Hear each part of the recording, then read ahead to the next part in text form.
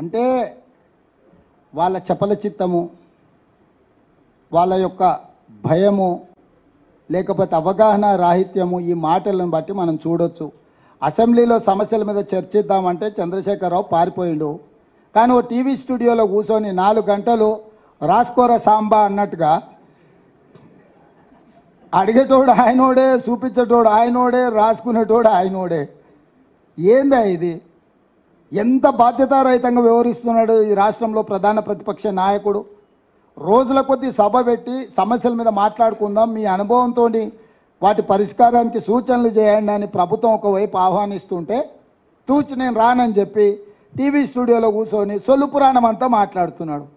మా తాతలు నేతులు తాగినరు, మా మూతుల వాసన చూడండి, తినడానికి తిండి లేదు కానీ మా మీసాలకు మాత్రం సంపెంగ నూనె అసలు తగ్గని అది ఆయన ఏంది, ఐఎమ్ ప్రౌడ్ టు బి ఆయన దొరా అనే ఏందో ఇంగ్లీష్లో మాట్లాడినట్టున్నాడు. వెలమ దొరగా ఉండడానికి ఆయన గొప్పగా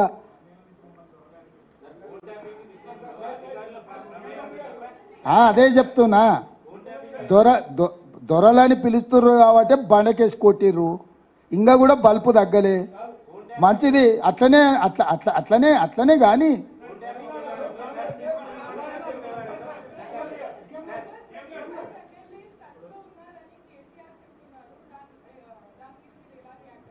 ఇప్పుడు ఆయన దొడ్లు ఎన్ని ఉన్నాయో ఆయన రోజు సాయంత్రం లెక్క చూసుకునే పరిస్థితి. మీరు అంత సీరియస్గా తీసుకోకండి. కొంచెం మానసికంగా వారు కొంత ఇబ్బందిని ఎదుర్కొంటున్నారు, కొంచెం మానసిక ఆందోళనలో ఉన్నారు. ఉండడానికి కూడా కారణం నేను అర్థం చేసుకోగలను. ఇంట్లో ఉన్న పరిస్థితులు, బయట ఉన్న పరిస్థితులు, అధికారం కోల్పోయి ఎవరు పిలిచినా పలకకపోవడం వల్ల బెల్లు కొడితే కూడా ఎవరు వస్తలేరు. ఆ సంతగాడు కూడా సెలవు పెట్టిపోయిందంట.